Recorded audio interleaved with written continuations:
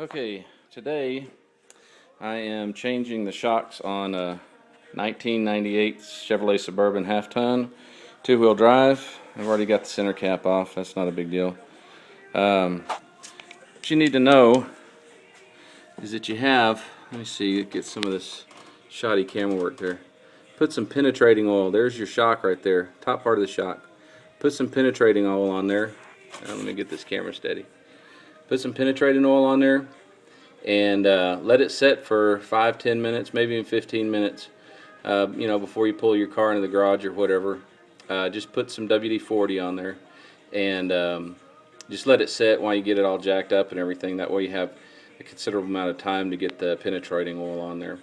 That's your first step, other than jacking up the vehicle. Make sure you use jack stands and be safe.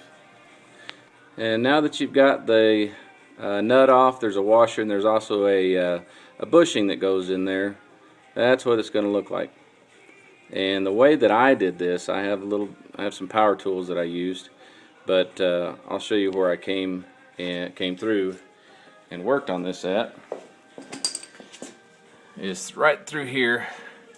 You lift up that, you can't really see it without a flashlight, but you could easily accessible underneath this flap. Get a deep socket, 15 millimeter, and you can break it loose with if you put some vice grips on this top part right here. This piece right here, it has where you can grip onto it and use a wrench to loosen it up, and then you can just put a power tool or a socket, or you can continue to do the wrench. I use the wrench directly through here. You can kind of see what I'm talking about through there. That's where it's at. Alright, so the next thing you got to do, so those are 13 millimeter bolts. You got to remove those, and the shock's going to come directly out of that lower control arm. These don't really necessarily require penetrating oil, but you can use it if you want. But that's where you take them off at, and then that shock is going to come directly out of that hole. So you take that first part off first, and then it'll just drop right down. Okay, so this is the shock that I just removed. You can see it there. It's light outside, but it's not as light in the garage. Okay, so that's the shock. Alright, so if you want a surefire way to know if your shock is bad, I want to show you something.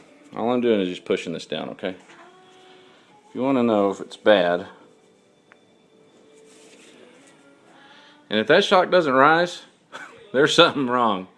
That thing should have pushed right back out. Slowly and not just shot out, but yeah, it should have just pushed right out. So it's definitely time to be replacing the shocks. Even though you don't see leakage on there, I didn't see any leakage.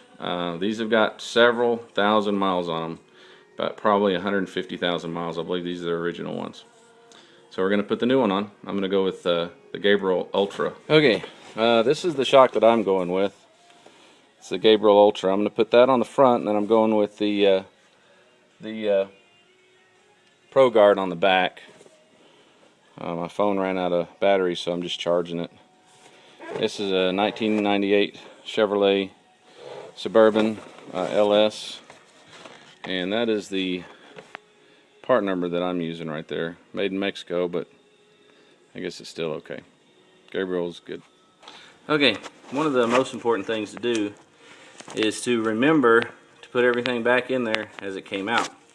That's what I did with this. You'll see this bushing is a little different on one side than it is the other. A little concave on there, and then the other side is like that. This side goes down. That goes up. That piece goes on. And that goes on.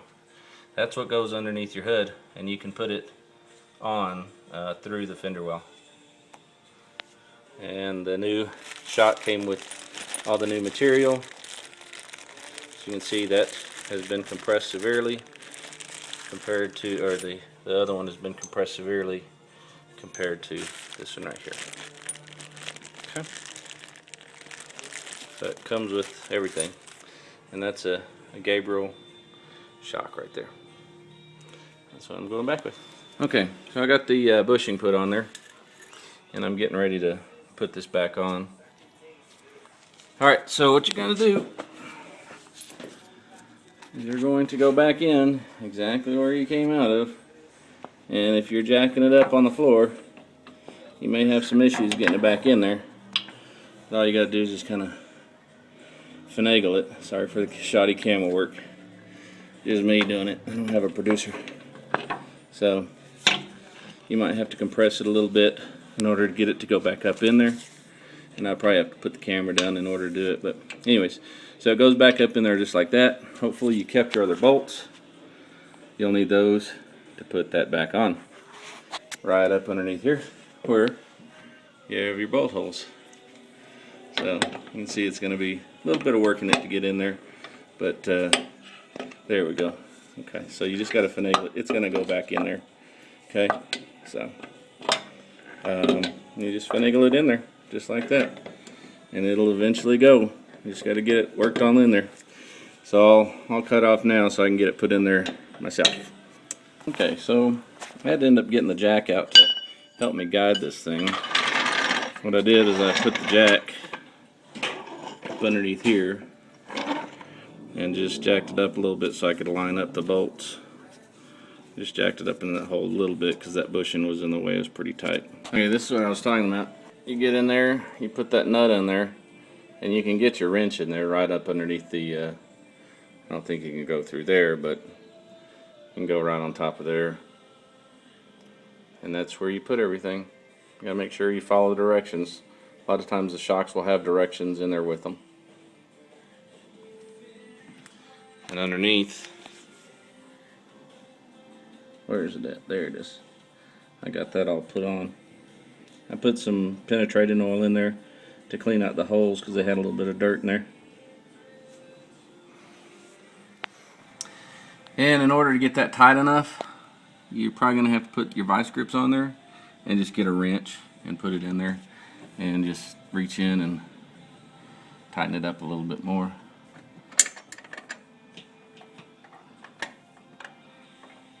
Because that upper pin will move.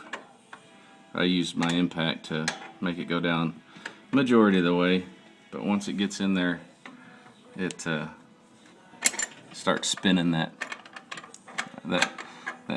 rod, and you don't want to do that too much.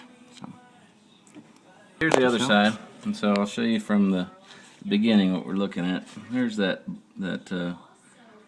part of the shock, and you may have to put vice grips on the very top of that and then put your wrench on there in order to break it loose. And then after you break the nut loose, after it's had the penetrating oil on there,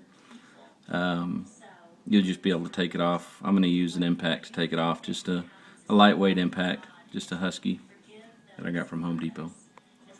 So I'll show you that here in just a second. Alright, now we're going to do the rear shocks of the 98 Suburban. Again, these are pretty straightforward. They're all about the same thing. You take that off, and just like underneath the front, you've got to take those nuts off, or those bolts off. Right there.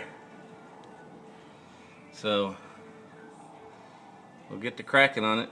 So yeah, I think these are all original. 153,000 miles. And I like to be a little extra cautious. I put jack stands underneath the frame rail, and I put them up underneath the axle, and I keep the jack in place with a little bit of tension. So always safety first.